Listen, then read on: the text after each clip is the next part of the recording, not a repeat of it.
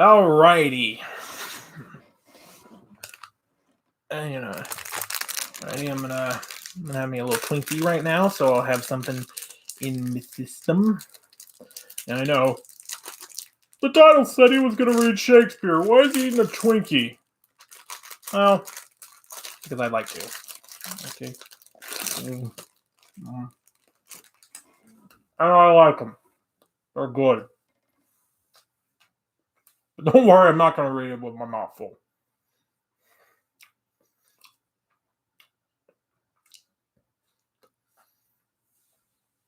But storytellers gotta eat too. So,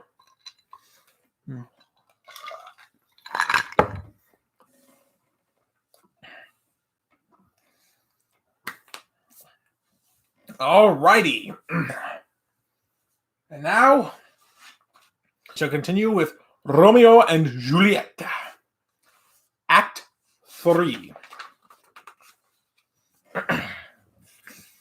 Scene 1. Enter Mercutio, Benvolio, and their men. I pray thee, good Mercutio, let's retire. The day is hot, the capitals are abroad, and if we meet, we shall not escape a brawl. For now, these hot days, is the mad blood stirring. Thou art like one of these fellows that, when he enters the confines of a tavern, claps me his sword upon the table and says, God send me no need of thee, and, by the operation of the second cup, draws him on the jaw when indeed there is no need. Am I like such a fellow? Come, thou art as hot a jack in thy mood as any in Italy, and as soon moved to be moody, and as soon moody to be moved. And what too? Nay, and there were two such, we should have none shortly, for one would kill the other. Thou wilt quarrel with a man that hath a hair more or hair less in his beard than thou hast. Thou wilt quarrel with a man for cracking nuts, having no other reason but because thou hast hazel eyes. What eye but such an eye would spy out such a quarrel? Thy head is as full of quarrels as an egg is full of meat, and yet thy head hath been beaten as addle as an egg for quarreling. Thou hast quarrelled with a man for coughing in the street because he hath wakened thy dog that hath lain asleep in the sun. Didst thou not fall out with a tailor for wearing his new doublet before Easter? With another for tying his new shoes with old ribbon? And yet thou wilt tutor me from quarrelling? And I were so apt to quarrel as thou art, any man should buy the fee simple of my life for an hour and a quarter. The fee simple? How simple? Enter Tybalt, Petruchio, and others. By my head, here comes the Capulets. By my heel, I cannot. Tybalt to his companions. Follow me close, I will speak to them. Gentlemen, good e'en. A word with one of you. And but one word with one of us. Couple it with something. Make it a word and a blow. You shall find me apt enough to that, sir. And you will give me occasion. Could you not take some occasion without giving? Mercutio, consortest with Romeo. Consort? What, dost thou make us minstrels? And thou make minstrels of us? Look to hear nothing but discords. Here's my fiddlestick that shall make you dance. Zounds, consort! We talk here in the public haunt of men. Either withdraw unto some private place, or reason coldly of your grievances, or else depart. Here all eyes gaze on us. Men's eyes were made to look, and let them gaze. I will not budge for no man's pleasure, I. Enter Romeo. Well, peace be with you, sir. Here comes my man. But I'll be hanged, sir, if you wear your livery. Marry, go before to field. He'll be your follower. Your worship in that sense may call him man. Romeo, the love I bear thee can afford no better turn than this. Thou art a villain. Tybalt, the reason that I have to love thee doth much excuse the appertaining rage to such a greeting. Villain, I am none. Therefore, farewell. I see thou knowest me not. Boy, this shall not excuse the injuries that thou hast done me. Therefore, turn and draw. I do protest. I never injured thee, but love thee better than thou canst devise. till thou shalt know the reason of my love. And so, good Capulet, which name I tender as dearly as mine own, be satisfied. Oh, calm, dishonorable, vile submission! Alice Staccato carries it away. Tybalt, you rat-catcher, will you walk? What wouldst thou have with me? Good king of cats! Nothing but one of your 9 lives, that I mean to make bold withal, and, as you shall use me hereafter, dry beat the rest of the 8. Will you pluck your sword out of its pilcher by the ears? Make haste, lest mine be about your ears. It be out. I am for you, king. Gentle Mercutio, put thy rapier up. Come, sir, your passado. Ding, ding, ding, ding, ding, ding, ding, ding, ding. Draw, Benvolio, beat down their weapons. Gentlemen, for shame, forbear this outrage. Tybalt, Mercutio, the prince expressly have forbid this bandying in Verona streets. Hold, Tybalt, good Mercutio. Let's see. Romeo attempts to beat down the rapiers. Tybalt stabs Mercutio. Away, Tybalt! Tybalt, Petruchio, and their followers edict. I am hurt. A plague of both houses. I am sped. Is he gone, and hath nothing? What, art thou hurt? Aye, a scratch. Aye, a scratch. Marry, 'tis enough. Where is my page? Go, villain, fetch a surgeon. Courage, man. The hurt cannot be much. No, 'tis not so deep as a well, nor so wide as a church door, but 'tis enough. 'Twill serve. As for me tomorrow, you shall find me a grave man. I am peppered, I warrant, for this world. A plague of both your houses! Sounds! A dog, a rat, a mouse, a cat to scratch a man to death! A braggart, a rogue, a villain that fights by the book of arithmetic? Why the devil came you between us? I was hurt under your arm. I thought it all for the best. Held me to some house, Benvolio, or I shall faint. A plague of both your houses! They have made worm's meat of me. I have it, and soundly too. Your houses! All but Romeo exit. This gentleman, the prince's near ally, my very friend, hath got this mortal hurt in my behalf. My reputation stained with Tybalt's slander. Tybalt, that an hour hath been my cousin. O sweet Juliet, thy beauty hath made me effeminate, and my temper softened valor's steel. Enter Benvolio. O Romeo, Romeo! Brave Mercutio is dead. That gallant spirit hath aspired the clouds, which too untimely here did scorn the earth. This day's black fate on more days doth depend. This but begins the woe others must end. Enter Tybalt. Here comes the furious Tybalt back again. Alive in triumph, and Mercutio slain. Away to heaven, respected lenity, and fire-eyed fury be my conduct now. Now, Tybalt, take the villain back again that late thou gavest me, for Mercutio's soul is but a little way above our heads, saying for thine to keep him company. Either thou or I, or both, must go with him.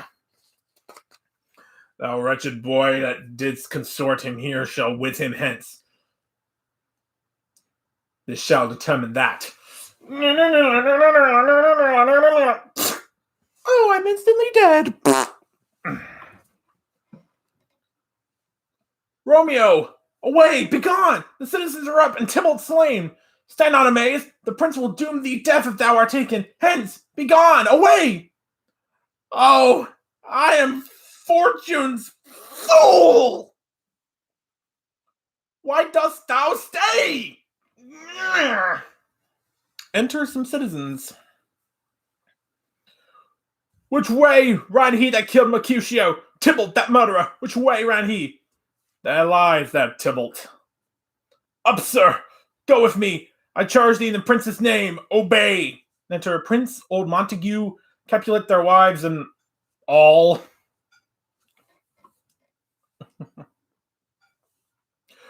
Where are the vile beginners of this fray? O noble prince, I can discover all the unlucky manage of this fatal brawl. There lies the man, slain by young Romeo, that slew thy kinsman, brave Mercutio. Tybalt, my cousin! Oh, my brother's child! Oh, prince! Oh, cousin! Husband! Oh, the blood is spilled of my dear kinsman! Prince, if thou art true, for blood of Arch and blood of Montague! Oh, cousin! Cousin!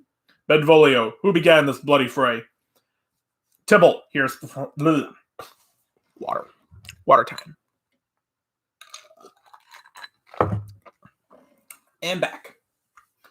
Tybalt, here slain, whom Romeo's hand did slay. Romeo, that spoke him fair, bid him bethink how nice the quarrel was, and urge withal your high displeasure. All this uttered with gentle breath, calm look, he's humbly bowed, could not take truce with the unruly spleen of Tybalt, deaf to peace.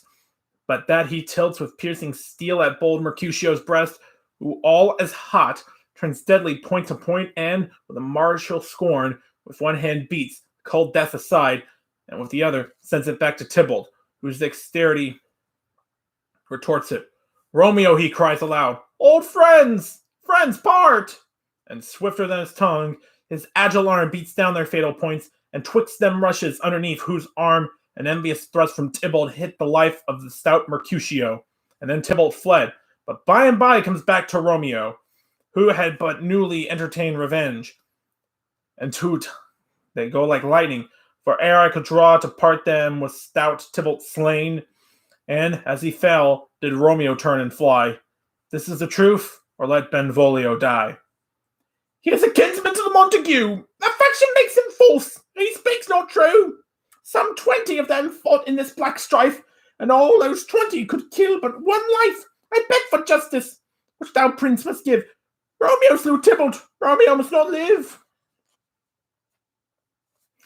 Romeo slew him. He slew Mercutio. Who now the price of his dear blood doth owe? Not Romeo, prince. He was Mercutio's friend. His fault concludes but what that the law should end, the life of Tybalt. And for that offense, immediately we do exile him hence. I have an interest in your harsh proceeding. My blood for your rude brawls doth lie a-bleeding. But I'll amerce you with so strong a fine that you shall repent all but the loss of mine.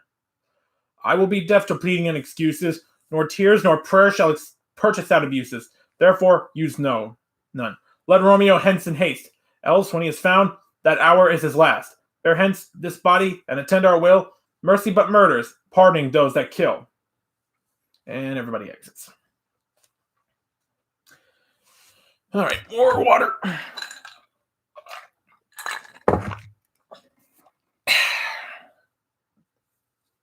And also, I got great hair. Look at my hair. Oh, yeah.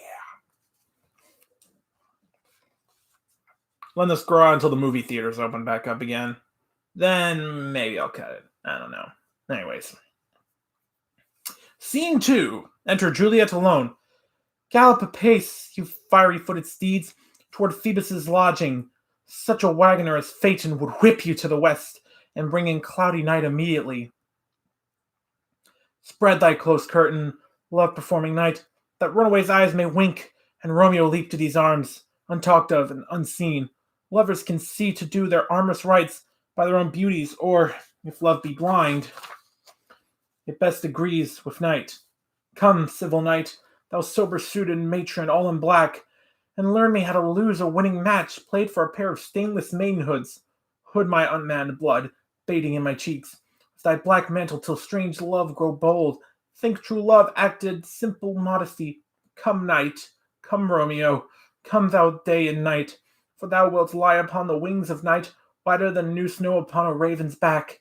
Come, gentle night, come, loving black-browed night, give me my Romeo, and when I shall die, take him and cut him out in little stars, and he will make the face of heaven so fine that all the world will be in love with night and pay no worship to the garish sun.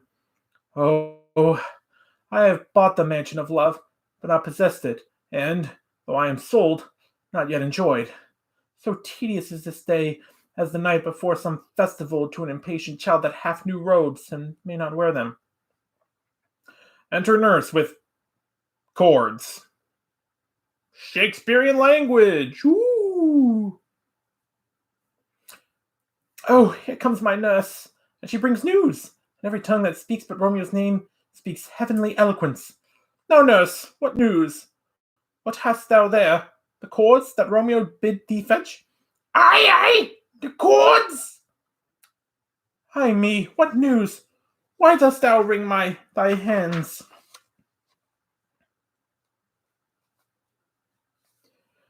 Ah, where are they? He's dead! He's dead! He's dead! We are undone, lady! We are undone! Alack! Today! He's gone! He's killed! He's dead! Can heaven be so envious? Romeo can, though heaven cannot. Oh, Romeo, Romeo, who ever would have thought it? Romeo! What devil art thou that dost torment me thus? This torture should be roared in dismal hell. Hath Romeo slain himself? Say thou, but I, and that bare foul eye, shall poison more than the death-darting eye of cockatrice. I am not I if there be such an eye, or those eyes shut that make the answer I. If he be slain, say I, or if not, no. Brief sounds determine my weal or woe. I saw the wound! I saw it with mine eyes! God save the mark! Here on his manly breast! A piteous course! A bloody piteous course! Pale, pale as ashes! All bedaubled in blood! All in gore blood! I swooned at the sight! Oh, break my heart! Poor bankrupt, break at once! To prison eyes, there look on liberty. File earth to earth resign, and motion here. And thou and Romeo press one heavy bier. Oh, Tybalt! Tybalt, the best friend I had! Oh, courteous Tybalt, honest gentleman, that ever I should live to see thee then! What storm is this that blows so contrary? Is Romeo slaughtered and Tybalt is dead, my dearest cousin and dearer lord? Then dreadful trumpets sound the general doom, for who is living if those two are gone? Tybalt is gone, and Romeo is banished. Romeo that killed him, he is banished. Oh, God! Did Romeo's hand shed Tybalt's blood? It did! It did! Last a day! It did! Oh, serpent heart hid with a flowering face! Did ever dragon keep so fair a cave? Beautiful tyrant, fiend angelical, dove-feathered raven, wolvish ravening lamb, despised substance of divinest snow, just opposite to what thou justly seemst, a damned sate, an honorable villain. Oh, nature! What hadst thou to do in hell when thou didst bower the spirit of a fiend in mortal paradise of such sweet flesh? Was ever book containing such vile matter so fairly bound? Oh, that deceit should dwell in such a gorgeous place. There's no trust, no faith, no honesty in men. All perjured, all forsworn, all naught, all dissemblers. Aye, where's my man? Give me some aquavitae. These griefs, these woes, these sorrows make me old. Shame come to Romeo! Blistered by thy tongue for such a wish, he was not born to shame. Upon his brow his shame is ashamed to sit, for 'tis a throne where honor may be crowned. Sole monarch of the universal earth. Oh, what a beast I was that chided him! Will you speak well of him that killed your cousin? Shall I speak ill of him that is my husband? Ah, poor my lord, what tongue shall soothe thy name, when I, thy 3 hours' wife, have mangled it? But wherefore, villain, didst thou kill my cousin? That villain cousin would have killed my husband. Back, foolish dears, back to your native spring. Your tributary drops belong to woe, which you, mistaking, offer up joy. My husband lives, that Tybalt would have slain, and Tybalt's dead, that would have slain my husband. All this is comfort. Wherefore I weep then? Some word there was, worse than Tybalt's death, that murdered me. I would forget it fain, but oh, it presses to my memory, like damned guilty deeds to sinners' minds. Tybalt is dead, and Romeo banished. That one word, banished, hath slain 10,000 Tybalts. Tybalt's death was woe enough if it had ended there, or if sour woe delights in fellowship and needly woe ranked. With other griefs, why followed not? When she said, Tybalt's dead, thy father, or thy mother, nay, or both, which modern lamentation might have moved? But with a rearward following Tybalt's death, Romeo was banished. To speak that word is father, mother, Tybalt, Romeo, Juliet, all slain, all dead. Romeo is banished. There is no end, no limit, measure, bound in that word's death. No words can that woe sound. Where is my father and my mother, nurse? Weeping and wailing over Tybalt's corpse. Will you go to them? I will bring you thither. Wash they his wounds with tears? Mine shall be spent, when theirs are dry, for Romeo's banishment. Take up those cords. Poor ropes, you are beguiled, both you and I, for Romeo is exiled. He hath made you a highway to my bed, but I, the maid, die maiden widowed. Come, cords, come, nurse, or to my wedding bed, and death, not Romeo, take my maiden head. Hide to your chamber. I'll find Romeo to comfort you. I won't tell where he is. Hark you, your Romeo will be here at night. I'll to him. He is hid at Lauren's cell. Oh, find him. Give this ring to my true knight, and bid him come to take his last farewell. Scene 3. Enter Friar Lawrence. Romeo, come forth, thou fearful man. Affection is enamoured of thy parts, and thou art wedded to calamity. Enter Romeo.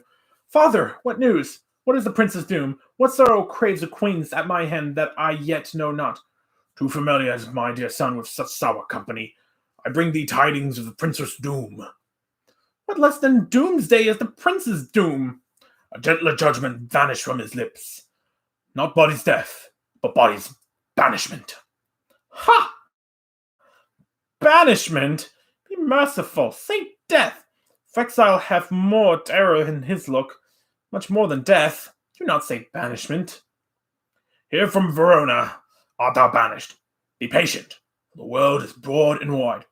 There is no world without Verona walls, but purgatory, torture, hell itself. Hence, banished is banished from the world, and the world's exile is death. Then banished is death mistermed. Calling death banished, thou cutt'st off my head with a golden axe, and smilest upon the stroke that murders me. O deadly sin, O rude unthankfulness! Thy fault our law calls death, but the kind prince, taking thy part, hath rushed aside the law, and turned that black word death to banishment. This is dear mercy, and thou seest not.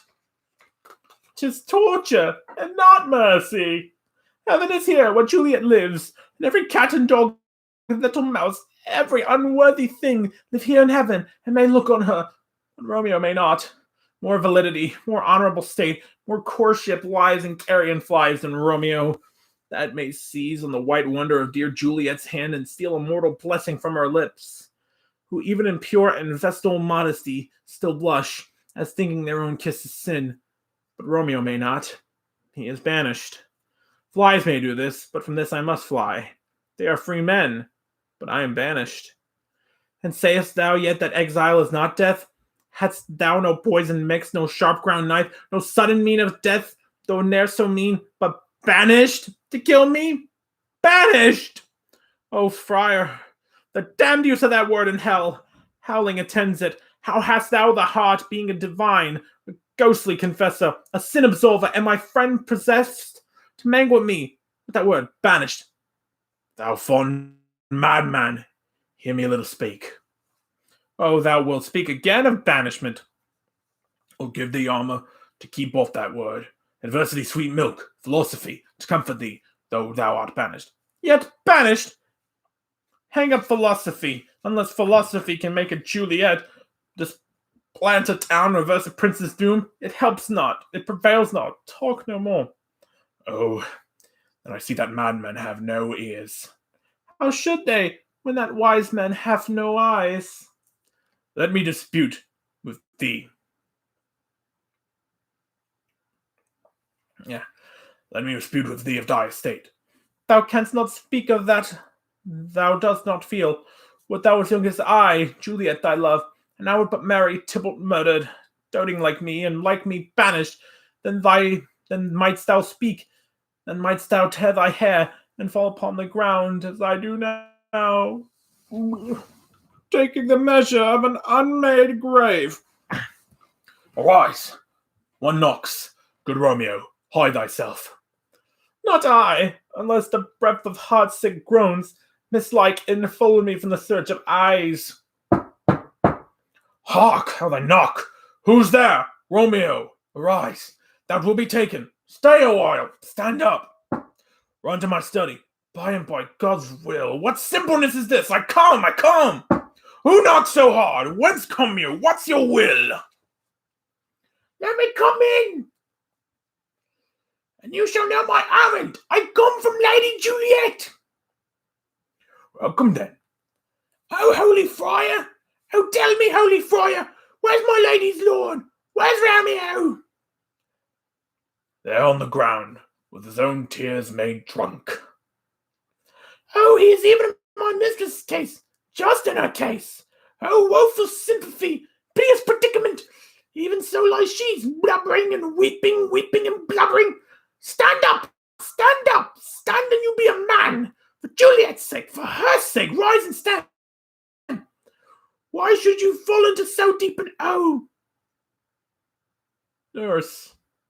Ah, sir, death's the end of all. Speakest thou of Juliet? How is it with her? Doth not she think me an old murderer? Now I have stained the childhood of our joy, with blood removed but little from her own. Where is she? And how doth she? And what says my concealed lady to our cancelled love? Oh, she says nothing, sir, but weeps, and now falls on her bed, and starts up, and Tybalt calls, and then old Romeo cries, and then falls down again. As if that name, shot from the deadly level of a gun, didn't murder her. As that name's cursed hand murdered her kinsman. Oh, tell me, friar, tell me, in what vile part of this anatomy doth my name lodge? Tell me, that I may sack the hateful mansion. Hold thy desperate hand. Art thou a man? Thy form cries out, thou art. Thy tears are womanish. Thy wild acts denote the unreasonable fury of a beast. Unseemingly woman and a seeming man, and an ill-beseeming beast and seeming both. Thou hast amazed me. By my holy order, I thought thy disposition was better tempered. Hast thou slain Tybalt? Wilt thou slay thyself and slay thy lady that lives in thy lives? By doing the damned hate upon thyself? Why railest thou on thy birth, thy heaven and earth? Since birth and heaven and earth and all three do meet in thee at once, which thou at once wouldst lose. Fie, thou shamest thy shape, thy love, thy wit, which, like a usurer, aboundst in all, and usest the none in that true use indeed, which should bedeck thy shape, thy love, thy wit. Thy noble shape is but a form of wax, disgracing from the valour of a man. Thy dear love sworn but hollow perjury, killing that love which thou hadst vowed to cherish. Thy wit, that ornament to shape and love, misshapen in the conduct of them both, like powder in a skilless showdress flask, and set to fire by thine own ignorance, and thou dismembered with thine own defence. What roused thee, man? Thy Juliet is alive, for whose sake thou wast but lately dead. There thou art happy. Tybalt would kill thee, but thou slewest Tybalt. There thou art happy. The law that threatened death becomes thy friend and turns it to exile. There thou art happy. A pair of blessings light upon thy back. Happiness courts thee in her best array, but like a misbehaved and sullied wench, thou bouts upon thy fortune and thy love. Take heed, for such die miserable. Go, get thee to thy love, as was directed. Ascend her chamber, hence, and comfort her. But look, thou stay not till the watch be set, for thou canst not pass to Mantua, where thou shalt live till we can find a time to blaze your marriage, reconcile your friends, beg pardon of the prince, and call thee back with 20,000 times more joy than thou wentst forth in lamentation. Go before, nurse, commend me to thy lady, and bid her hasten all the house to bed, which heavy sorrow makes him apt unto. Romeo is coming. Oh, Lord, what good stay to you all the night, dear good counsel. Oh, what learning is, my lord. I'll tell my lady that you will come. Do so, and bid my sweet prepare to chide. Here, a ring she bid me give you, sir. Hie you, make haste, for it grows very late. How well my comfort is revived by this. Go hence. Good night. and here stands all your state. Either be gone before the water be set, or the break of day disguise from hence. Sojourn in Mantua. I'll find out your man, and he shall signify from time to time every good hap to you that chances here. Give me thy hand. 'Tis late. Farewell. Good night. But that a joy past joy calls out on me. It were a grief but so brief to part with thee. Farewell. All right.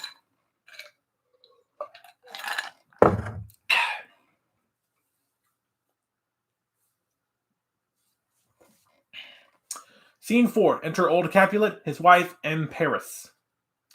Things have fallen out, sir, so unluckily that we have had no time to move our daughter. Look you, she loved her kinsman Tybalt dearly, and so did I. Well, we were born to die. 'Tis very late. She'll not come down tonight, I promise you, but for your company I would have been to bed an hour ago. These times of woe afford no times to woo. Madam, good night. Commend me to your daughter. I will, and know her mind early tomorrow. Tonight she's mute up to her heaviness. Sir Paris, I will make a test pretender of my child's love. I think she will be ruled in all respects by me. Nay more, I doubt it not. Wife, go you to her ere you go to bed. Acquaint her here of my son Paris's love, and bid her, mark you me, on Wednesday next. But soft, what day is this? Monday, my lord. Monday! Well, Wednesday is too soon. Oh, Thursday let it be. Oh, Thursday, tell her. She shall be married to this noble earl. Will you be ready? Do you like the taste? We'll keep no great ado, a friend or two. For hark you, Tybalt being slain so late, maybe thought we held him carelessly, being our kinsman if we revel much. Therefore, we'll have some half a dozen friends. And there, my lord, I would that Thursday were tomorrow. Well, get you gone. Well, Thursday, be it then. Go you to Juliet ere you go to bed. Prepare her against this wedding day. Farewell, my lord. Light to my chamber, ho! But for me, it is so very late that we may call it early by and by. Good night.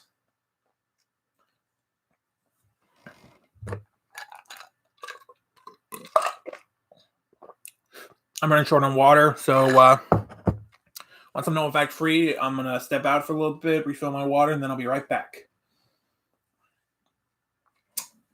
But until then, scene 5. Enter Romeo and Juliet aloft. Wilt thou be gone? It is not yet near day. It was the nightingale, and not the lark, that pierced the fearful hollow of thine ear. Nightly she sings on yon pomegranate tree. Believe me, love, it was the nightingale. It was the lark, the herald of the morn, no nightingale. Look, love, what envious streaks do lace the severing clouds in yonder east. Night's candles are burnt out, and jocund day stands tiptoe on the misty mountain tops. I must be gone and live, or stay and die. Yon light is not daylight, I know it. Aye, it is some meteor that the sun exhaled, to be thee this night a torchbearer, and light thee on thy way to Mantua. Therefore, stay yet. Thou needst not to be gone. Let me be taken. Let me be put to death. I am content. So thou wilt have it so. I'll say yon grey is not the morning's eye. 'Tis but the pale reflex of Cynthia's brow. Nor that is not the lark whose notes do beat the vaulty heaven so high above our heads. I have more care to stay than will to go. Come death and welcome. Juliet wills it so. Housed, my soul. Let's talk. It's not day. It is, it is. Hie hence, begone away. It's the lark that sings so out of tune, straining harsh discords and unpleasing sharps. Some say the lark makes sweet division. This doth not so, for she divideth us. Some say the lark loathed toad, changed eyes. Oh, now I would they had changed voices too. Since arm from arm that voice doth affray, hunting thee hence, with the hunts up to the day. Oh, now be gone. More and more light it grows. More and more light. More light and light. More dark and dark our woes. Madam! Nurse, your lady mother's coming to your chamber. The day is broke. Be wary. Look about. Then window, let day in, and let life out. Farewell, farewell. One kiss, and I'll descend. Art thou gone so? Love Lord, I, husband, friend, I must hear from thee every day in the hour, for a minute there are many days. Oh, by this count I shall be much in years, ere again I behold my Romeo. Farewell. I will omit no opportunity that may convey my greetings, love, to thee. Oh, thinkest thou we shall ever meet again? I doubt it not. And all these woes shall serve for sweet discourses in our times to come. O God, I have an ill-divining soul. Methinks I see thee, now thou art so low, as one dead in the bottom of a tomb. Either my eyesight fails, or thou lookest pale. And trust me, love, in my eyes so do you. Drink sorrow, dry sorrow drinks our blood. Adieu, adieu.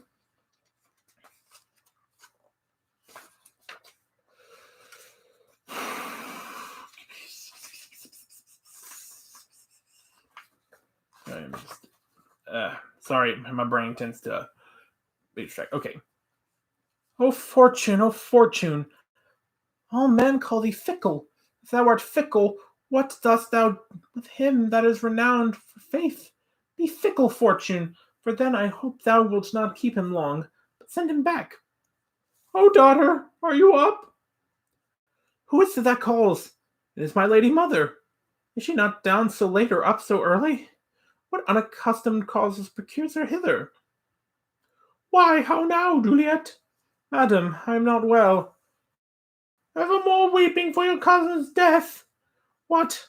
Wouldst thou wash him from his grave with tears? And if thou couldst not make him live. Therefore hath done. Some grief shows much of love, but much of grief shows some want of wit. Yet me weep for such a feeling loss. So shall you feel the loss, but not the friend which you weep for. Feeling so the loss, I cannot choose but ever weep the friend. Well, girl, thou weepest not so much for his death as the villain lives which slaughtered him. What villain, madam?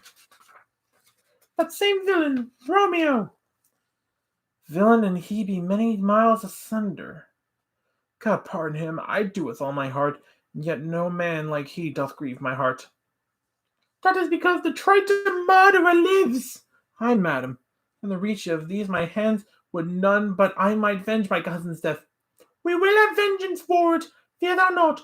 Then weep no more. I shall send one in Mantua, where that same banished Wingate doth live, shall give him such an unaccustomed dram that soon he shall keep Tibble company.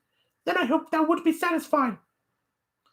Indeed, I never shall be satisfied with Romeo till I behold him dead. Is my poor heart so for a kinsman vexed?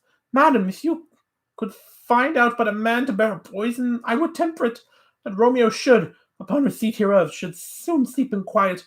Oh, how my heart abhors to hear him named, and cannot come to him to wreak the love I bore my cousin upon his body that hath slaughtered him.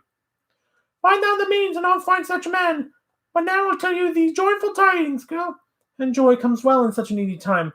What are they, beseech your ladyship? Well, thou hast a careful father, child. One who, to put thee from thy heaviness, hath sorted out a sudden day of joy that thou expectest not, nor looked out not for. Madam, in happy time. What day is that? Marry, my child, early next Thursday morn, the gallant young and noble gentleman, the County Paris at St. Peter's Church, shall happily make thee their joyful bride. Now by St. Peter's Church, and Peter too, he shall not make me their joyful bride. I wonder at this haste that I must wed ere he that should be husband comes to woo. I pray you, tell my lord and father, madam, I will not marry yet, and when I do, I swear it shall be Romeo, whom you know I hate rather than Paris. These are news indeed. Here come your father. Tell him yourself, and see how we will take it at your hands. Okay, I just realized the rest of scene 5 is pretty long, and I need water now, so I'll be right back.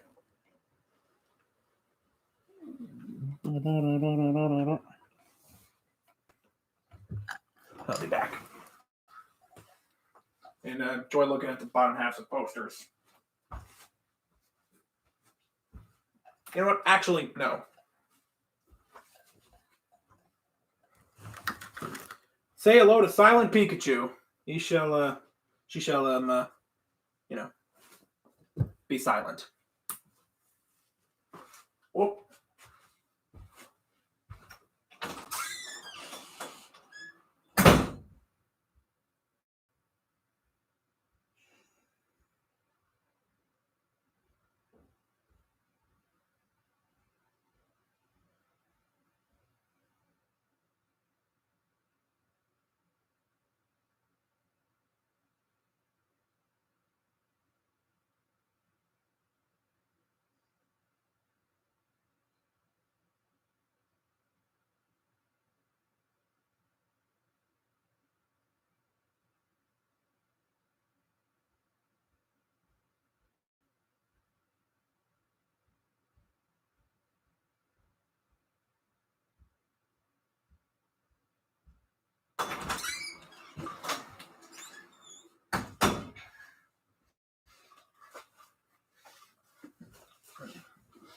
I hope Silent Pikachu did quite a good job keeping y'all's occupado as I retrieve more liquids from my system and from my mouth.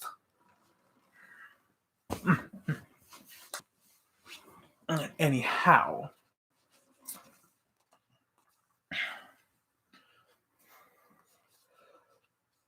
when the sun sets, the earth doth drizzle dew. But for the sunset of my brother's son, it rolls down right. How now a conduit, girl? What, still in tears? Ever showering?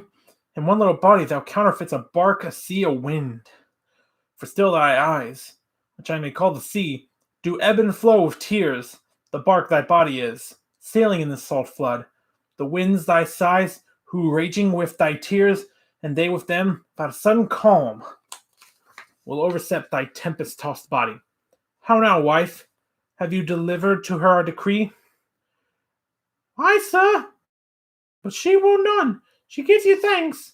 I would the fool were married to a grave. Soft, take me with you. Take me with you, wife. How will she none? Doth she not give us thanks? Is she not proud? Doth she not count her blessed, unworthy as she is, that we have wrought so worthy a gentleman to be her bride? Not proud you have, but thankful that you have. Proud I can never be of what I hate, but thankful even for hate that has meant love. How? Chop logic. What is this? Proud, and I thank you not, and yet not proud.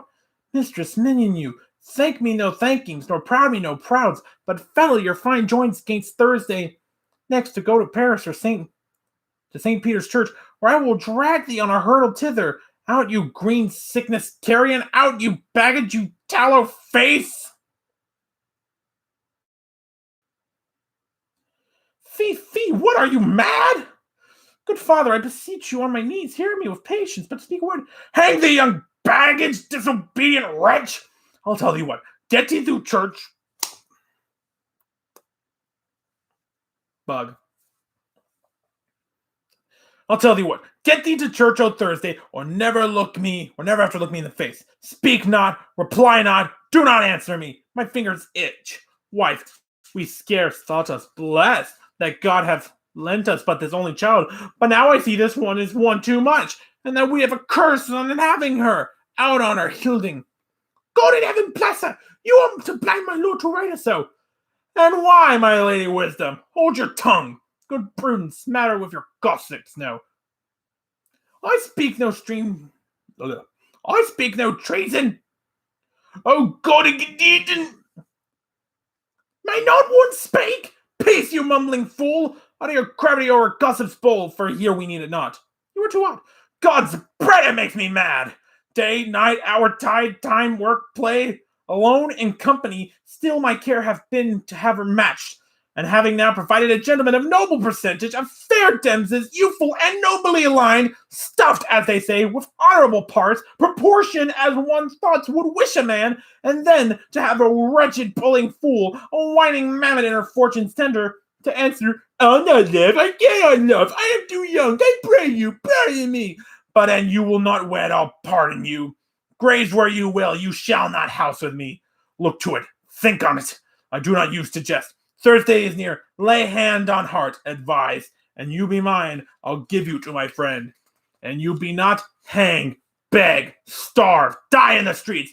For by my soul, I'll never acknowledge thee, nor what is mine shall never do thee good. Trust, brute, bethink you, I'll not be forsworn. Is there no pity sing in the clouds that sees into the bottom of my grief? Oh, sweet my mother, cast me not away. Delay this marriage for a month, a week, or if you do not make the bridal bed in that dim monument where Tybalt lies. Talk not to me, for I'll not speak a word. Do as thou wilt, for I have done with thee. Oh God, oh nurse, how shall this be prevented? My husband on earth, my faith in heaven. How shall that faith return again to earth unless that husband send it to me from heaven? By leaving earth, comfort me, counsel me. Alack, that heaven should practice stratagems upon so soft a subject as myself. What sayest thou? Hast thou not a word of joy? Some comfort, nurse. Fife, here it is. Romeo is banished, and all the world to nothing that he dares ne'er come back to challenge you. Or if he do, it needs must be by stealth. Then, since the case stands it now as it doth, I think it best you married with the county. Oh, he's a lovely gentleman. Rodeos are difficult to him. An eagle, madam, have not so green, so quick, so fair an eye as Paris hath. They shrew my very heart. I think you are happy in this second match, for it excels your first. Or, if it did not, your first is dead, or 'twas good, as he were living here, and you no use of him. Speakest thou from thy heart? And from my soul too, and beshrew them both. Amen. What? Well, thou hast comforted me marvellous much. Go in and tell my lady I am gone, having displeased my father, to Lawrence cell to make confession and to be absolved. Marry, I will. This is wisely done. Ancient damnation, almost wicked fiend! Is it more swine to wish me thus forsworn, or to dispraise my lord with that same tongue which she hath praised him with above compared so many 1,000 times? Go, counselor, thou and my bosom henceforth shall be twain. All to the friar to know his remedy. If all else fail, myself hath power to die. Okay, here we go. Water.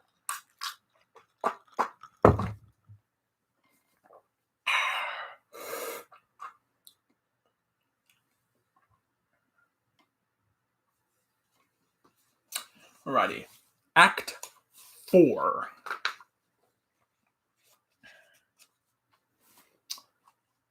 Enter Friar Lawrence and County Paris. On Thursday, sir. Time is very short. My father Capulet will have it so, and I am nothing slow to slack his haste. You say you do not know the lady's mind, and even is the course, I like enough. Immoderately she weeps for Tybalt's death, and therefore I have little talk of love. For Venus smiles not in a house of tears.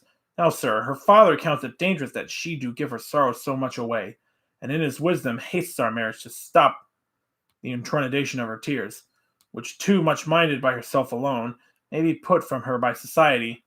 Now, do you know the reason of this haste? I would, sir. I would. I knew not why it should be slowed. Look, sir, here comes a lady toward my cell. Enter Juliet. Happily met, my lady and my wife. That may be, sir, when I may be a wife. That may be, must be love on Thursday next. What must be, shall be. That's a certain text. Come you to make confession of this, father? To answer that, I should confess to you.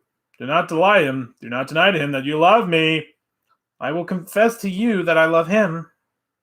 So will you, I am sure, that you love me. If I do so, it'll be of more price being spoke behind your back than to your face. Poor soul, thy face is much abused with tears. The tears have got small victory by that, for it was bad enough before her spite. Now wrongs did more than tears of that report. That is no slander, sir, which is a truth.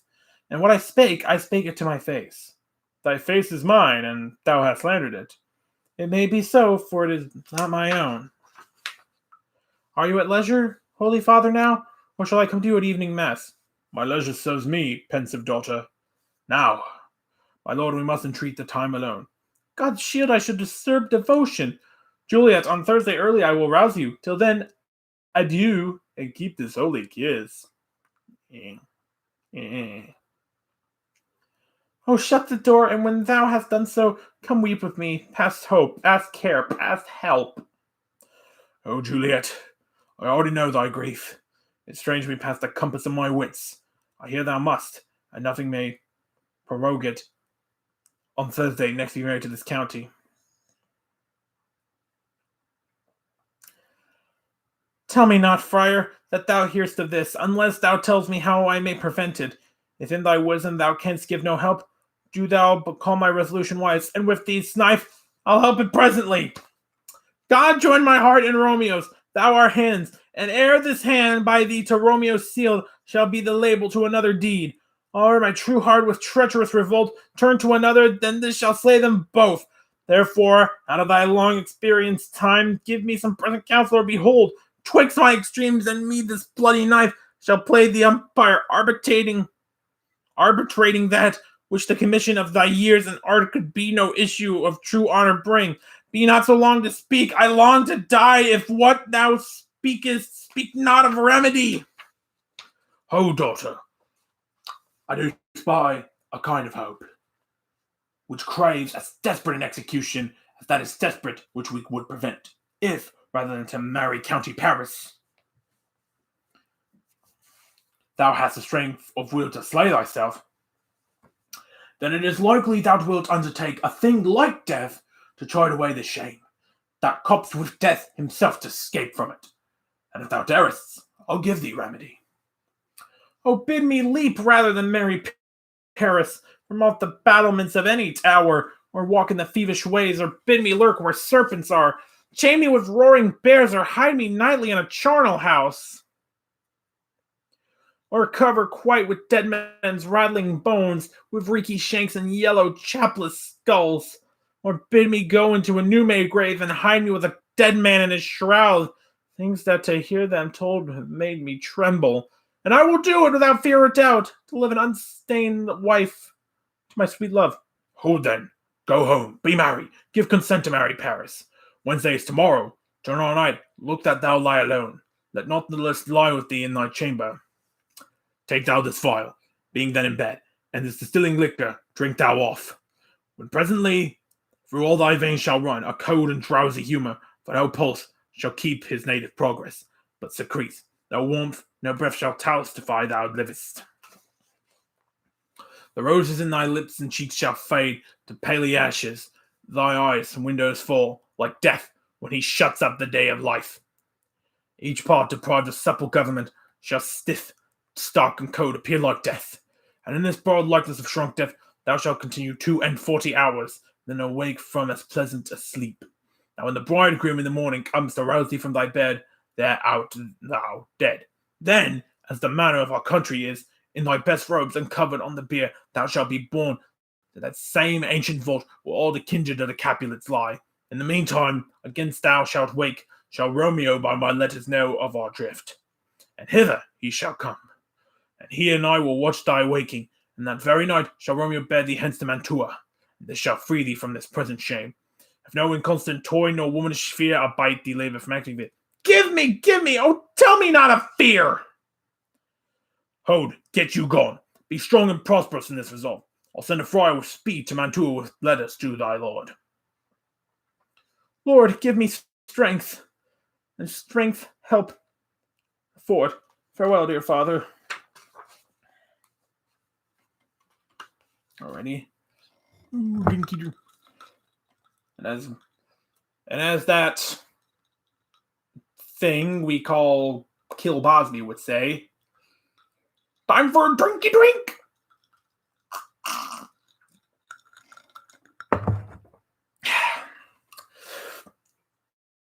Yeah, incidentally, I use the phrase drinky drink a lot ever since I heard it in that one Some Jerk with a Camera video. Shrek 4D Part 2, the exact one. Yeah, anyways. Back to our Shakespeare. Scene 2. Enter Father Capulet, Mother, Nurse, and serving men, 2 or 3. So many guests and 5 here, one are writ. Sirrah, go hire me 20 cunning cooks. You shall have none ill, sir, for I'll try if they can lick their fingers. How canst thou try them so? Marry, sir, 'tis an ill cook that cannot lick his own fingers. Therefore, he that cannot lick his fingers goes not with me. Go, begone! We shall be much unfurnished this time. What, is my daughter gone to Friar Lawrence? Aye, forsooth. Well, he may chance to do some good on her. A peevish, self-willed holotry it is. Stay where she comes from shrift with merry look. How now, my headstrong? Where have you been gadding?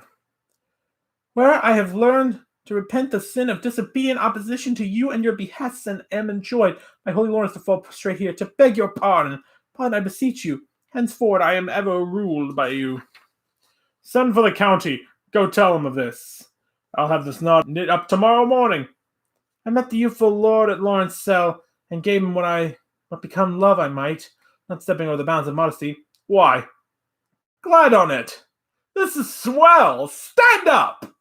This as should be. Let me see the county. Aye, Mary, go, I say, and fetch him hither.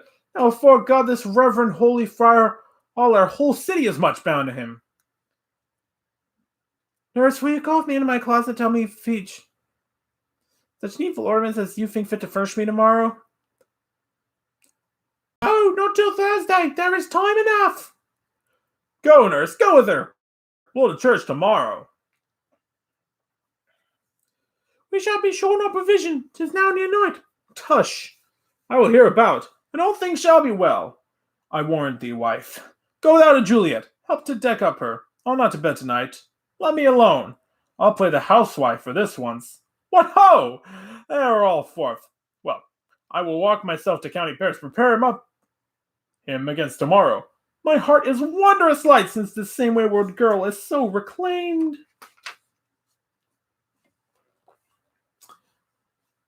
Aye, these attires are best.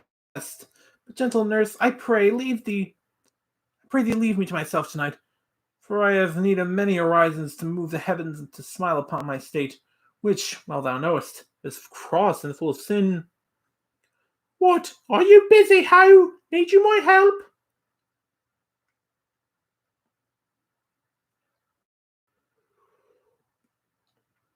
No, madam, we have called such necessities as are behooveful for our state tomorrow. So please you, let me now be left alone, and let the nurse this night sit up with you, for I am sure you have hands full all in the sudden business. Good night, get thee to bed, and rest, for thou hast need. Farewell. God knows when we shall meet again. I have a faint cold fear thrills through my veins that almost freezes up the heat of life. I'll call them back again to comfort me. Nurse! What shall I do here? My dismal scene needs I must act alone. Come, Vile. What if this mixture do not work at all? Shall I be married then tomorrow morning? No, this shall forbid it. Lie thou there. What if it be a poison which the friar subtly hath ministered to have me dead? Lest in this marriage he should be dishonored because he married me before to Romeo. I fear it is, and yet methinks it should not, for he hath been tried a holy man.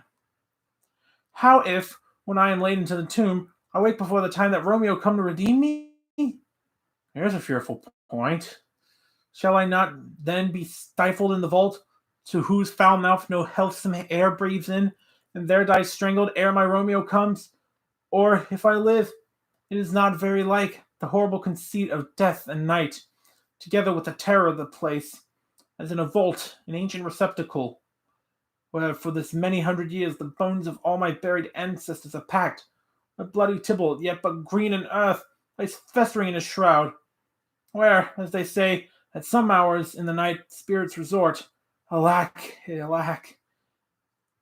Is it not like that I, so early waking, what with loathsome smells and shrieks like mandrakes torn out of the earth, that living mortals, hearing them, run mad? Oh, if I wake, shall I not be distraught, environed with all those hideous fears, and madly play with my four barbarous joints, and pluck the mangled Tybalt from a shroud, and in this rage, with some great kinsman's bone as a club, dash out my desperate brains? Oh, look, methinks I see me cousin's ghost, seeking out Romeo that did split his body upon a rapier point. Stay, Tybalt, stay! Romeo, Romeo, Romeo! Here's drink. I drink to thee. Hey, appropriate prop. Yeah.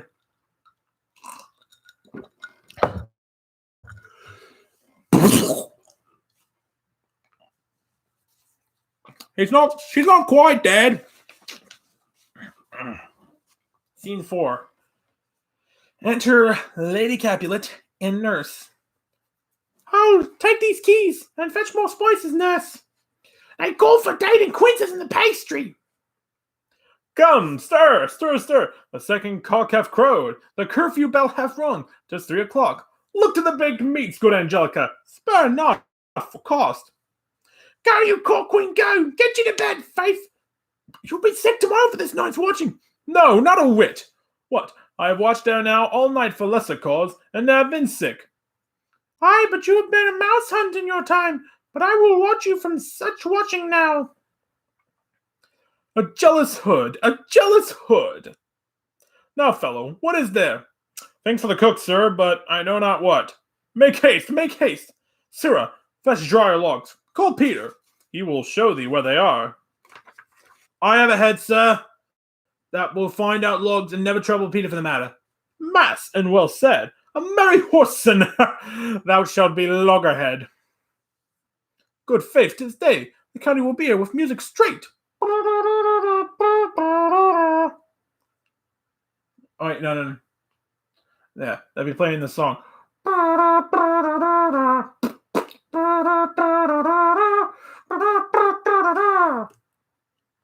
That was All My Friends Are Dead by Turbo Negro. It's ironic. Yeah, something. I don't know. For so he said he would. I hear him near. Nurse, wife. What ho? What nurse, I say? Go waken Juliet. Go and trim her up. I'll go and chat with Paris. He, make haste, make haste. The bridegroom, he is come already. Make haste, I say. Ooh, yes. Ooh, we got a lengthy one with the nurse here, so get ready.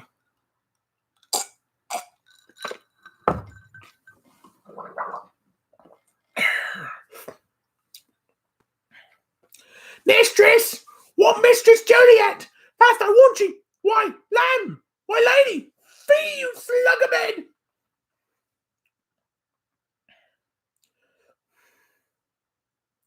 Why, love, I say, madam, sweetheart! What, bride? What, not a word? You take your pennyworth now? Sleep for a week for the next night, I warrant. The county purse hath set up his rest that shall rest but little. God forgive me. Marry ain't a man, how sound she sleep. I need to wake her. Madam! I let the county take you in your bed. He'll fight you up, my faith. Will it not be? What, dressed in your clothes and down again? I must needs wake you. Lady! Alas! Help! My lady's dead. Oh, were a day that ever I was born. So what could betray? How? My lord, my lady! What noise is there? Oh, lamentable day! What is the matter? Look, how heavy day!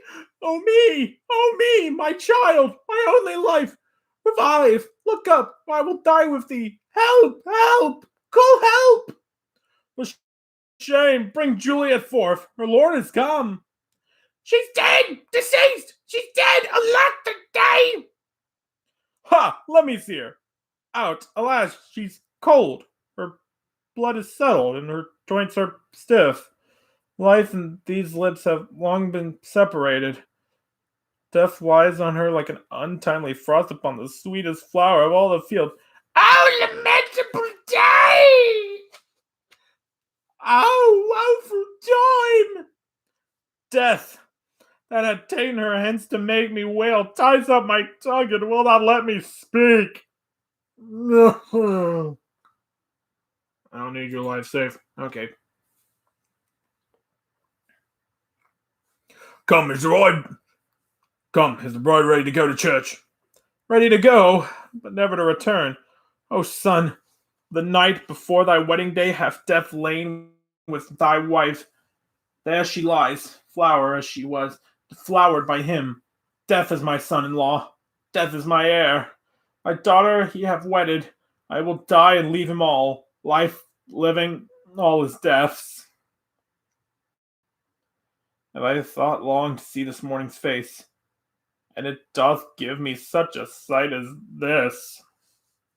Accursed, unhappy, wretched, hateful day, most miserable hour that e'er time saw in the lasting labour of his pilgrimage. But one poor and loving child, but one thing rejoice and solace in, and cruel death hath cast it from my sight. Oh, woeful day! Most lamentable day, most woeful day that ever I did yet behold! Oh day, oh hateful day! Never was seen so black a day as this! Oh, woeful day! Beguiled, the forest wrong, spited, slain, most detestable death, by thee beguiled, by cruel cruelty quite overthrown. O love, O life, not life, but love and death! Despised, distressed, hated, martyred, killed, uncomfortable time. Why camest thou now to murder our solemnity?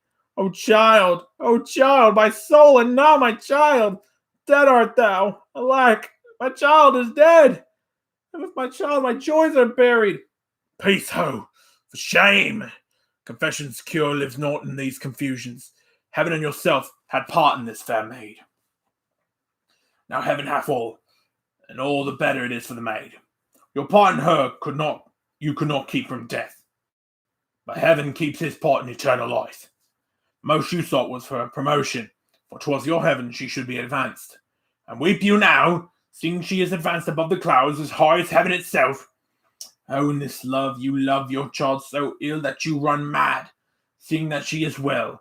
She's not well married that lives married long, but she's best married that dies married young. Dry up your tears and stick your rosemary on the fair course, and, as the custom is, and in her best array, bear to church.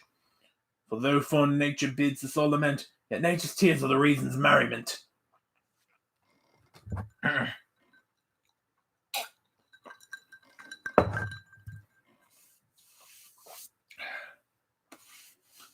All things we ordained festival turn from their office to black funeral, our instruments to melancholy bells, our wedding cheer to a sad burial feast, our solemn hymns to sullen dirges change.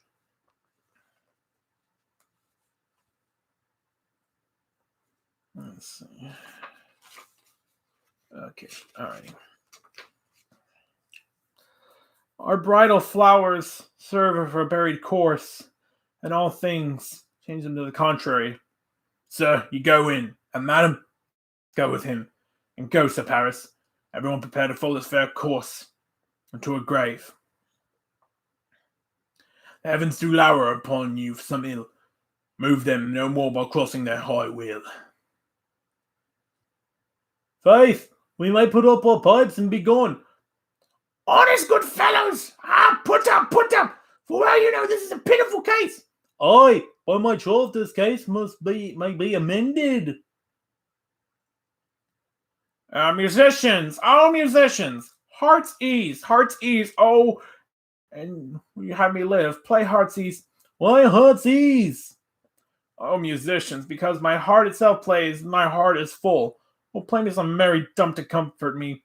Not a dump, we. 'Tis no time to play now. You will not, then? No. I will then give it to you soundly. What will you give us? No money on my faith, but the gleek. I will give you the minstrel. Then I will give you the serving creature. Then I will lay the serving creature's dagger on your pate. I will carry no crochets. I'll ree you. I'll fire you. Do you note me? And you ree us, and you fire us, you note us. Pray you, put up your dagger and put out your wit. Then have at you with my wit. I will dry beat you with an iron wit and put up my iron dagger. Answer me like men. When griping griefs thou haft on hoon, and doleful dumps mine oppressed, and music with her silver sound. Why silver sound? Why music with her silver sound? What say you, Simon Catling? Nay, sir, because silver hath a sweet sound. Prates. What say you, Hugh Ribick? I say silver sound because musicians sound for silver. Prates too. What say you, James Soundpost? Faith, I know not what to say. Oh, I cry you mercy. You are the singer, I will say for you. It is music with her silver sound because musicians have no gold for soundling. Then music with her silver sound with speedy help doth lend redress. What a pestilent knave is the same. Hang him, Jack. Come, will ye tarry for mourners and stay dinner? Alrighty, here we go. We're almost done. We're almost done by the fact that we are on the precipice of Act 5.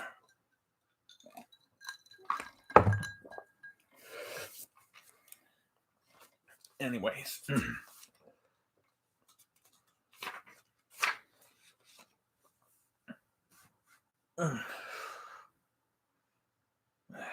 Another bug. This time I'm back. On the back. Okay, all right. Scene 1 of Act 5. Enter Romeo. If I may trust the flattering truth of sleep, my dreams presage some joyful news at hand. My bosom's lord sits lightly in his throne, and all this day an unaccustomed spirit lifts me above the ground with cheerful thoughts. I dreamt my lady came and found me dead. Strange dream that gives a dead man leave to think, and breathed such life with kisses in my lips, that I revived and was an emperor. Ah me, how sweet is love itself possessed, when but love's shadows are so rich in joy. Enter Romeo's man, Balthazar, in riding boots. News from Verona. How now, Balthazar?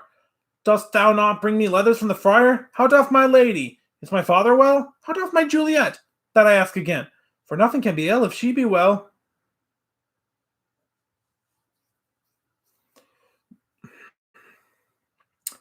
And she is well. And she is well. You know what? I'm going to do Balthazar's hand kill. No, Dale Gribble. Because I can. And she is well, and nothing can be ill. Her body sleep. Hand kill. I'm better at hand kill. And she is well, and nothing can be ill. Her body sleeps in Capel's monument, and her immortal part with angels lives. I saw her laid low in her kindred's vault, and I presently took post to tell it to you. Oh, pardon me for bringing you these ill news, since you did leave it for my office, sir. Is it e'en so? Then I deny you, stars! Thou knowest my lodging. Get me ink and paper, and hire post horses. I will hence tonight. I do beseech you, sir, have patience. Your looks are pale and wild, and do import some misadventure. Tush! Thou art deceived. Leave me, and do the thing I bid thee do. Hast thou no letters to me from the friar? No, my good lord. No matter. Get thee gone, and hire those horses. I'll be with thee straight. That Romeo ain't right, I'll tell you what. Well, Juliet, I will lie with thee tonight. Let's see for means. Oh, mischief, thou art swift to enter in the thoughts of desperate men. I do remember an apothecary, and hereabouts he dwells, which late I noted in tattered weeds with overwhelming barrows, culling of simples, meager were his looks, sharp misery had worn him to the bones, and in his needy shop a tortoise hung, an alligator stuffed, and other skins of ill-shaped fishes, and about his shelves a beggarly account of empty boxes, green earthen pots, bladders, and musty seeds. Remnants of pack thread and old cakes of roses were thinly scattered to make up a show. Nothing to this penury to myself, I said. And if a man did need a poison now, whose sale is present death in Mantua, here lives a caitiff wretch would sell it to him. Oh, this same thought did but forerun my need, and this same needy man must sell it me. As I remember, this should be the house. Being holiday, the beggar shop is shut. What ho, apothecary! Who calls so loud? Come hither, man. I see that thou art poor. Hold, there is 40 ducats. Let me have a dram of poison, such soon-spreading gear as will disperse itself through all the veins, that the life-weary taker may fall dead, and that the trunk may be discharged of breath as violently as hasty powder fired doth hurry from the fatal cannon's womb. Such mortal drugs I have, but Mantua's law is deaf to any heed that utters them. Art thou so bare and full of wretchedness and fearest to die? Famine is in thy cheek. Need and oppression starve in thy eyes. Contempt and beggary hangs upon thy back. The world is not thy friend, nor the world's law. The world affords no law to make thee rich. Then be not poor, but break it, and take this. My poverty, not my will, consents. I pay thy poverty, and not thy will. Put this in any liquid thing, and drink it off. And if you had the strength of 20 men, it would dispatch you straight. There is thy gold, worse poison than men's souls, doing more murder in this loathsome world than these poor compounds shall. Thou may not sell. I sell thee poison, thou hast sold me none. Farewell, buy food, and get thyself in flesh. Come cordial, and not poison. Go with me to Juliet's grave, for there I must use thee. Holy Franciscan friar, brother! Ho!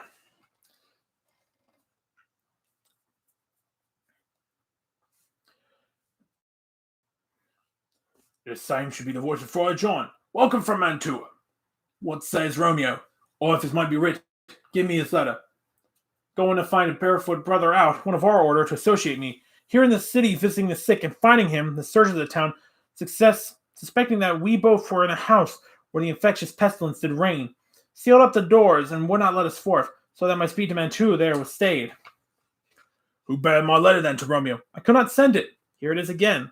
Or get a messenger to bring it thee, so fearful they were of infection. Unhappy fortune be my brotherhood.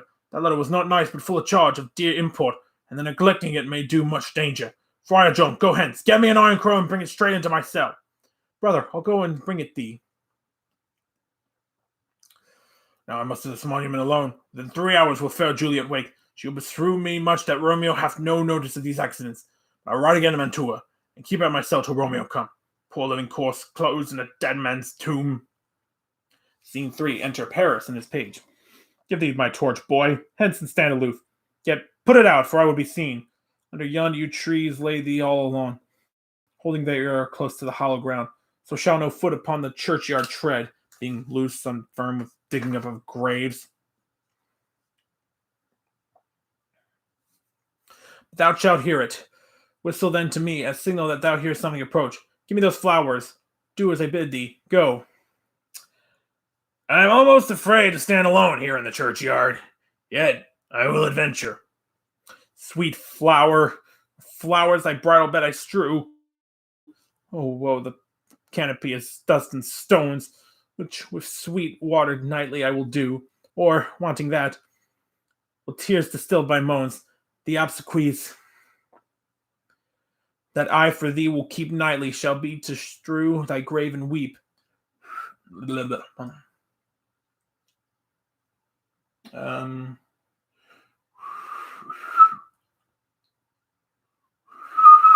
Okay, that's good enough.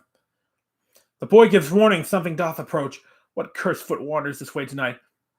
To cross my ambiguities and true love's right? What, with a torch, muffled me night, a while. Give me that mattock and the wrenching iron. Hold, take this letter. Early in the morning, see it thou deliver my Lord and Father. Give me the light. Upon thy life I charge thee. Whatever thou hearest or seest, stand all aloof, and do not interrupt me in my course. Why, I descend into this bed of death, is partly to behold my lady's face, but chiefly to take hence from her dead finger a precious ring, a ring that I must use in dear employment. Therefore, hence begone.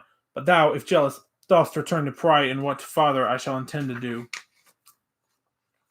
By heaven, I will tear thee joint by joint and strew this hungry churchyard with thy limbs. The time and my intents are savage wild, more fierce and more exhonorable far than empty tigers of the roaring sea. I will be gone, sir, and not trouble you. So shalt thou show me friendship. Take thou that. Live and be prosperous, and farewell, good fellow.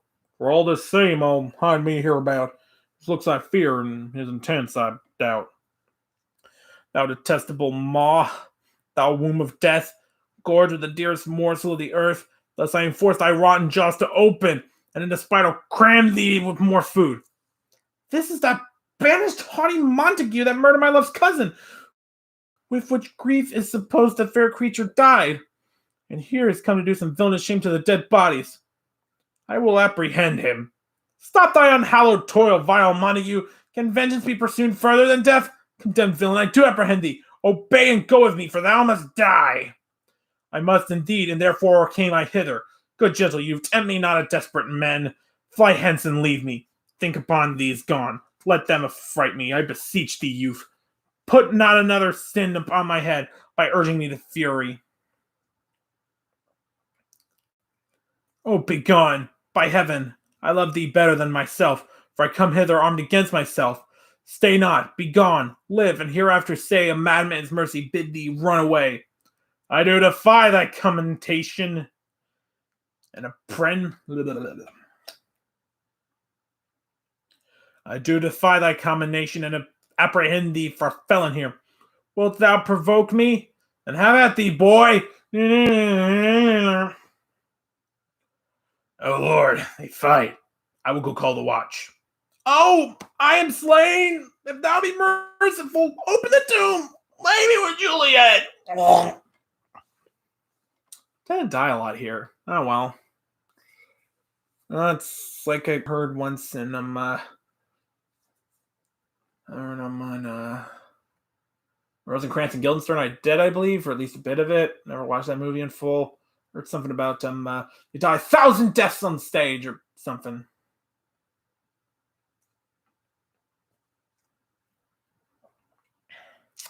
In faith, I will. Let me pursue this face. Mercutio's kinsman, noble county Paris. What said my man when this Batal's soul did not attend him as we rode? I think he told me, Paris, that I should have married Juliet. Said he not so, or did I dream it so? Or am I mad hearing him talk of Juliet to think it was so? Oh, give me thy hand. One writ me in sour misfortune's book. I'll bury thee in a triumphant grave. A grave? Oh no, a lantern, slaughtered youth. For here lies Juliet, and her beauty makes this vault a feasting presence full of light. Death lie thou there, a dead man interred. How oft, when men are at the point of death, have they been merry, with which their keepers call a lightning before death. Oh, how may I call this a lightning? Oh, my love, my wife, death that hath sucked thy honey of thy breath, hath had no power yet upon thy beauty. Thou art not conquered. Beauty's ensign yet is crimson in thy lips and in thy cheeks, and death's pale flag is not advanced here. Tybalt, liest thou there in thy bloody sheet? Oh, what more favor can I do to thee than with that hand that cut thy youth in twain? To sunder his that was thine enemy. Forgive me, cousin, my dear Juliet. Why art thou yet so fair? Shall I believe that unsubstantial death is amorous, and that the lean, abhorred monster keeps thee dark here in his paramour? And never from this palace of dim night depart again. Here I will remain with worms that are thy chambermaids. Oh, here will I set up my everlasting rest and shake the yoke of inauspicious stars from this world of flesh. Eyes, look your last. Arms, take your last embrace. And lips, oh you, the doors of breath, seal with a righteous kiss, a dateless bargain to engrossing death. Come, bitter conduct. Come, unsavory guide, thou desperate pilot, now at once run. On the dashing rocks, thy seasick weary bark. Here's to my love. Oh, true prophet weary, thy drugs are quick. Thus with a kiss, I die. Enter Friar Lawrence with lantern, crow, and spade. Saint Francis be my speed! How oft tonight have my old feet stumbled at graves? Who's there? Here's one, a friend, and one that knows you well. Bless be upon you. Oh, crap, sorry. St. Francis be my speed. How oft tonight have my old feet stumbled at graves? Who's there? Here's one, a friend, and one that knows you well. Bless be upon you. Tell me, good my friend, what torches yon that vainly lends his light to grubs and eyeless skulls? As I understand, it burneth in the capel's monument. It doth so, holy sir. There's my master, one that you love. Who is it? Romeo. How long have he been there? Full half an hour. Go with me to the vault. I dare not, sir. My master knows not, but I'm gone hence. And fearfully did menace me with death if I did stay to look on his intents. Stay then, or go alone. Fear comes upon me. How much I fear some ill unthrifty thing. As I did sleep under this yew tree here, I dreamt my master in another fault, and my master slew him. Romeo! Alack, what blood! is this which stains the stony entrance of this sepulchre? What maim these masterless and gory swords to this scarlet?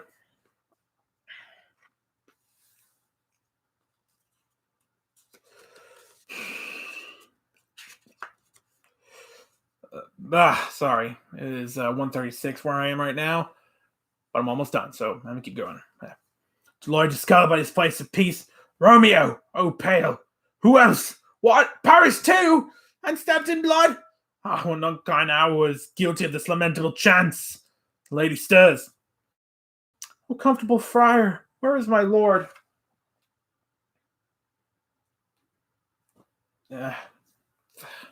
Force of habit.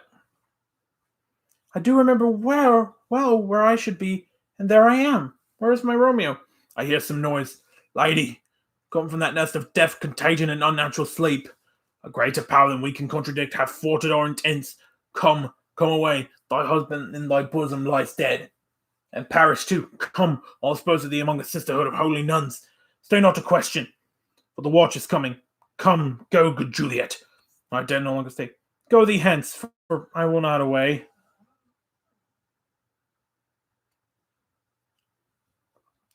What's here? A cup closed in my true love's hand? Poison, I see, have been his timeless end. Oh, churl, all drunk, all left no friendly drop to help me after. I will kiss thy lips. Happily, some poison yet doth hang on him, to make me die with a restorative. Thy lips are warm. Lead, boy, which way? Yea, noise, then I'll be brief. Oh, happy dagger, this is thy sheath. Their rust, and let me die! Blomp.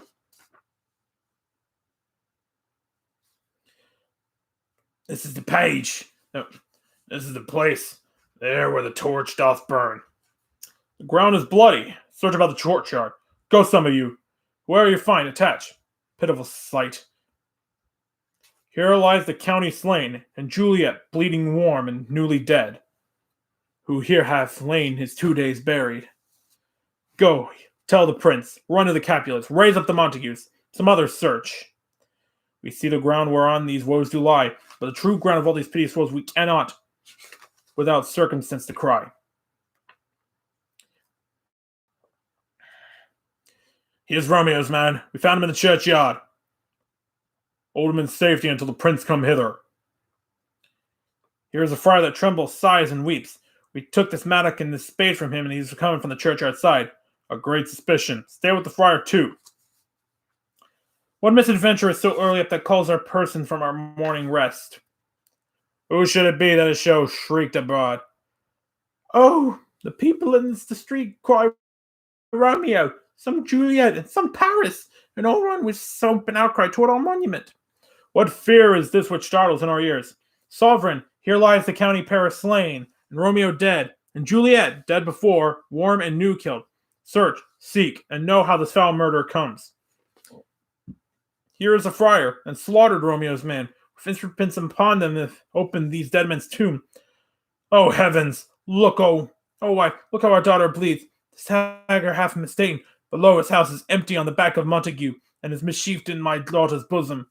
Oh me, the sight of death is a bell that warns my old age to a shelter. Come, Montague, for thou art early up to see thy son and heir now early down. Alas, my liege, my wife is dead tonight. Grieve my son's exile hath stopped her breath. What further woe conspires against mine age? Look, and thou shalt see. Oh, thou untaught! What manners isn't this to press before thy father to a grave? Seal up the mouth of outrage for a while, till we can clear these ambiguities. I'm almost done. Seal up the mouth of outrage for a while, till we can clear these ambiguities, and know their spring, their head, their true descent, and then I'll be general of your woes, and lead you even to death. Meantime, forbear, and let mischance be slave to patience. Bring forth the parties of suspicion. I am the greatest, able to do least, yet most suspected, as the time and place doth make against me of this dreadful murder. And here I stand, both to impeach and purge myself condemned and myself excused. Then say at once, what dost thou know of this? I'll be brief, for my short date of breath is not so long as a tedious tale.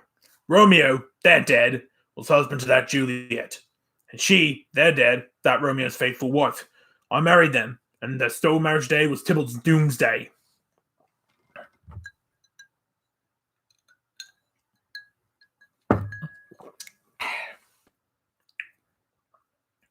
Whose untimely death banished the new-made bridegroom from this city, for whom, and not for Tybalt, Juliet pined. You, to remove that siege of grief from her, betrothed, and would have married her to perforce the county Paris. Then comes she to me, and with royal looks bid me devise some mean to rid her from this second marriage, or in my cell there she would kill herself. Then I gave to her, so tutored by my art, a sleeping potion, which so took effect as intended, would wrought upon her the form of death. Meanwhile, I writ to Romeo that he should come hither as this dire night, to help her take her from her burrowed grave, being the time the potion's force should cease. But he which bore my letter, Friar John, was stayed by accident, and yesternight returned my letter back, and all alone at the prefixed hour for walking came I to take her from her kindred's vault. Meaning to keep her closely at my cell till I was conveniently could send to Romeo. When I came, some minute ere the time of her awakening, here untimely lay the noble Paris and true Romeo dead. She wakes, and I entreated her to come forth and bear this work of heaven with patience. But then a noise did scare me from the tomb, and she, too desperate, would not go on with me, but as it seems, did violence on herself. All this I know, and to the marriage, her nurse is privy, and if aught in this miscarried by my fault, let my own life be sacrificed some hour before his time under the rigor of severe law. We still have known thee for a holy man. Where's Romeo's man? What can he say to this? I brought my master news of Juliet's death. And then, in post, came he from Mantua to the same place, to the same monument. This letter he early bid me give his father, and threatened me with death, going in the vault, if I departed not and left him there. Give me the letter. I will look on it. Where is the county's page that raised the watch? Sarah, what made your master in this place? He came with flowers to strew his lady's grave, and bid me aloof, and so I did. Anon comes one with light to op the tomb, and by my master drew on him, and then I ran away to call the watch. This letter doth make good the friar's words, our course of love, the tidings of her death, and here he writes that he did buy a poison of a poor apothecary, and therewithal came to this vault to die and lie with Juliet. Where be these enemies? Capulet, Montague. See what a scourge is laid upon your hate. That heaven finds me to kill your joys with love, and I, for winking at your discourse too, have lost a brace of kinsmen. All are punished. Oh, brother Montague, give me thy hand. It's my daughter's jointure, for no more can I demand. But I can give thee more, or I will rate her stature in pure gold, that whilst Verona by that name is known, there shall no figure at rate, as that of true and faithful Juliet. As rich shall Romeo's by his ladies lie, for sacrifice of all our enmity. A glooming peace this morning with it brings. The sun for sorrow will not show its head. Go hence to have more talk of these sad things. Some shall be pardoned, and some punished. For never was a story of more woe than this of Juliet and her Romeo. And thus endeth the second edition of Zice Reads Shakespeare. And thankfully, I got another one in the pipeline for you good folks. Probably next, I don't know when. Maybe next week. Maybe not. But pretty soon, well, we'll have we're going to deal with a title that's pretty much a metaphor for my life. Much ado about nothing. Until then, I thank you all for joining me here. And I really love the fact that the folks that seem to watch this enjoy it. And it's a delight. It's honestly been a delight. And until then, all I gotta say is Romeo and Juliet are living in eternity. 40,000 men and women every day, like Romeo and Juliet. 40,000 men and women every day, bleeding like happiness. 40,000 men and women every day. We can be like they are. Come on, baby. Don't fear the Reaper.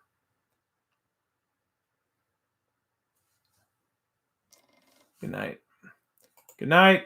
Stay healthy and safe and whatnot. And that's all I can ask of you folks. Just be happy and be safe. Okay. Peace.